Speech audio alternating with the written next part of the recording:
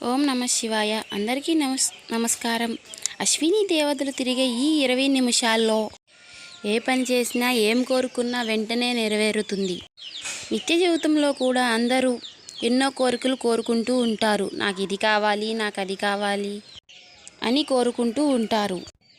ఎన్నో సమస్యలు ఉన్నాయి, అవన్నీ తొలగిపోవాలి అని కోరుకుంటూ ఉంటారు. అయితే అసలు కోరికలు ఏ సమయంలో కోరుకోవాలి, సమస్యలు పోవాలి అని ఎప్పుడు అనుకోవాలి, ఏ సమయంలో కోరికలు కోరుకుంటే మీ కోరికలు నెరవేరుతాయి, మీ సమస్యలన్నీ తొలగిపోతాయి అనేటటువంటి విషయాన్ని ఇప్పుడు మనం ఈ వీడియోలో పూర్తిగా తెలుసుకుందాం. అయితే మన పురాణాల ప్రకారం తదాస్తు దేవతలు ఏ సమయంలో తిరుగుతూ ఉంటారు అనేది ఈ వీడియోలో మనం తెలుసుకుందాం. అందుకని ఈ వీడియోని ఎక్కడ స్కిప్ చేయకుండా చివరి వరకు చూడండి. అప్పుడు మేమేం చెప్తున్నామో మీకు పూర్తిగా అర్థమవుతుంది.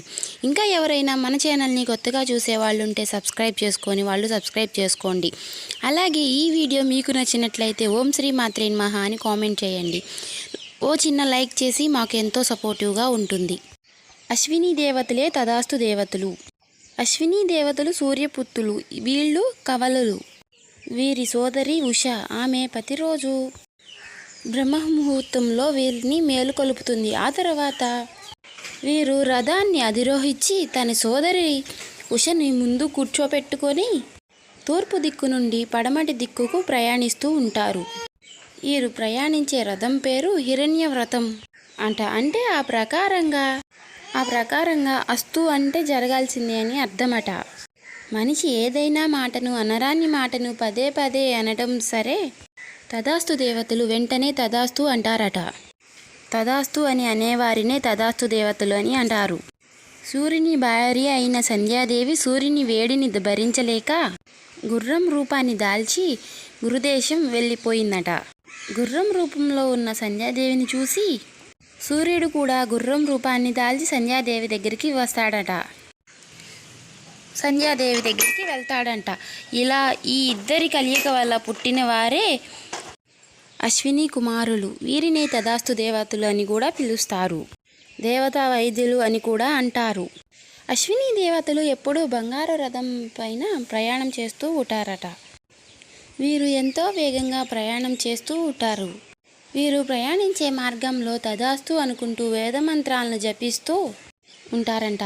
యజ్ఞాలు, యాగాలు జరిగే చోట వీరు ఎక్కువగా సంచరిస్తూ ఉంటారంట. అశ్విని దేవతలు చేతిలో ఒక బెత్తం పట్టుకొని ఎక్కడ యజ్ఞయాగాలు జరుగుతూ ఉంటాయో అక్కడికి వచ్చి యజ్ఞయాగాదుల్లో ఉన్న సమీపంలో ఉన్న పూజా ద్రవ్యాలు, వాటికి సంబంధించినటువంటి వస్తువులు అక్కడ యజ్ఞం చేసే వారందరినీ ఆ బెత్తంతో తాకి వెళ్తూ ఉంటారట. దానివల్ల యజ్ఞయాగాదులు చేసినప్పుడు విశేషమైనటువంటి ప్రయోజనాలు కలిగి సకల శుభాలు కలుగుతాయి.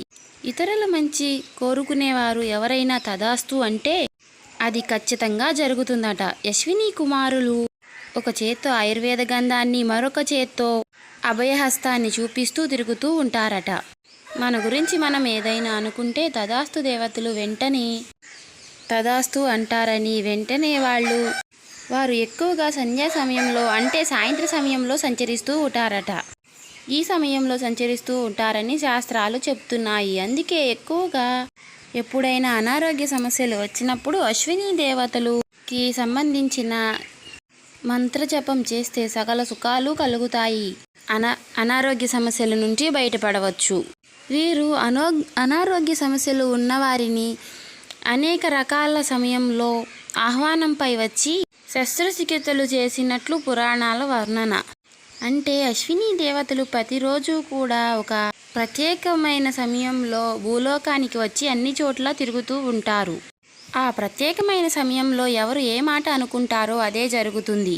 ఎవరు ఏం కోరుకుంటారో అదే జరుగుతుంది. ఎవరు ఈ సమస్య పోవాలి అని కోరుకుంటే ఆ సమస్య తీరిపోతుంది. ఆ సమయం ఏమిటి అంటే సంధ్యా సమయం.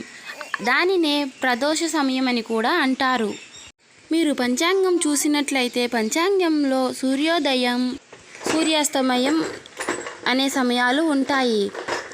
సూర్యాస్తమయ టయానికి ఖచ్చితంగా 20 నిమిషాల ముందు చూసుకుంటే దాన్నే సంధ్యా సమయం అని అంటారు. ప్రదోషకాలం అని కూడా అంటారు. ప్రతిరోజు కూడా పంచాంగం చూసుకున్నప్పుడు మీకు అక్కడ సూర్యాస్తమయం అని కనిపిస్తుంది. చాలామంది ఆ సమయంలో దీపం పెడుతూ ఉంటారు. అదే సమయంలో మీ మనసులో ఏ కోరిక కోరుకుంటే అది అశ్విని దేవతలకు వినిపిస్తుంది. వాళ్ళు వాళ్ళ భక్తితో వాళ్ళ శక్తితో భూలోకమంతా ఆ సమయంలో సంచరిస్తూ ఉంటారు. కాబట్టి మీకు ఏదైనా సమస్య ఉంటే ఈ సమస్య తీరిపోవాలి, ఏదైనా కోరిక ఉంటే నాకు ఆ కోరిక తీరిపోవాలి అని మనస్ఫూర్తిగా మనసులో సంకల్పించుకొని ఓం శ్రీం అశ్వినై నమః అని మీ మనసులో ఈ మంత్రాన్ని సంధ్యాకాలంలో జపించుకుంటే ఆ అశ్విని దేవతలు భూలోక సంచారానికి వచ్చి మీ కోరిక వింటారు. మీ సమస్యకు దానివల్ల మీకు ఎలాంటి సమస్య ఉన్నా ఆ సమస్య తీరిపోతుంది. మీకు కోరికలు కూడా అన్నీ నెరవేరుతాయి. కాబట్టి ప్రతిరోజు కూడా అందరూ ఖచ్చితంగా సూర్యాస్తమయానికి ముందు ఉండే 20 నిమిషాల కాలం పాటు ఆ సమయాన్ని తప్పకుండా సద్వినియోగం చేసుకోండి. మీరు మంత్రజపం చేయకపోయినా పర్వాలేదు, కోరిక మాత్రం కోరుకోండి. ముఖ్యంగా ఆ సమయంలో చెడు మాటలు అస్సలు మాట్లాడకండి. ఎవరినైనా తిట్టినా అవి జరుగుతాయి. ఆ సమయంలో ధనపరంగా కానీ ఆరోగ్యపరంగా కానీ చెడు మాటలు అసలు మాట్లాడకండి. ఈ సమయంలో సమస్యలు పోవాలని కోరిక కోరుకోండి. మా కోరికలన్నీ కూడా నెరవేరాలని ఆ దేవుడిని మనస్ఫూర్తిగా కోరుకోండి. తప్పకుండా జరుగుతాయి. ఆ సమయంలో మన దగ్గర ఉన్న ధనం ఉండి కూడా లేదు అనుకుంటే లేకుండానే పోతుంది. మన గురించి కానీ ఇతరుల గురించి కానీ మంచి మాటలు మాట్లాడండి. చెడు మాట్లాడకూడదు. ఇతరులకు హాని చేయకుండా నిస్వార్థగా కోరుకుంటేనే అలాంటి పనులకు తదాస్తు దేవతలు తదాస్తు అని అంటారట. కనుక ఇతరుల గురించి లేదా మన గురించి అయినా మనం చెడు మాట్లాడకూడదట. ఎప్పుడూ కూడా మంచిగానే మాట్లాడుకోవాలి అని పురాణాలు చెబుతున్నాయి. సంధ్యా సమయంలో సొంత విషయాలను పలుమార్లు అంటే ఆ దృశ్యాన్ని చూసిన దేవతలు తదాస్తు అంటారట. ఆరోగ్యంగా ఉన్నాయి, అనారోగ్యంతో ఉండాము అని తరచుగా అనటం తప్పు.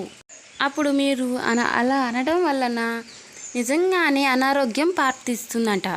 కాబట్టి స్థితిగతుల గురించి అవస్థలు అబద్ధాలు పలకడం మంచిది కాదు. చెడు విషయాలు ఒకరికి చెడు జరగాలని కోరుకోవడం లేదా మనకు చెడు జరుగుతుందేమోనని భయపడడం వల్ల తదాస్తు దేవతలు వల్ల ప్రభావంతో అవి ఫలిస్తాయి. వైద్య శాస్త్రానికి అధిపతులైన ఈ తదాస్తు దేవతలు కుడి చేతిలో అభయముద్ర, ఎడమ చేతిలో ఆయుర్వేద గ్రంథాలు, కుడి పక్కన మృత సంజీవని, ఐశ్వర్యకరణి లాంటి ఔషధీవులు పట్టుకుని ధర్మాలన్నీ సంచరిస్తూ ఉంటారట. అందుకని ఈ సమయంలో చెడు మాట్లాడకూడదు. కాబట్టి అందరూ ఇవన్నీ పాటించండి. అప్పుడు మీకు చాలా మంచి జరుగుతుంది, సంపద వస్తుంది. అన్నీ మీకున్న అనారోగ్య సమస్యలు, ఆర్థిక సమస్యలు అన్నీ కూడా తొలగిపోతాయి. ఈ వీడియో నచ్చినట్లయితే లైక్ చేయడం మర్చిపోకండి. ఓం శ్రీ మాత్రే నమః అని కామెంట్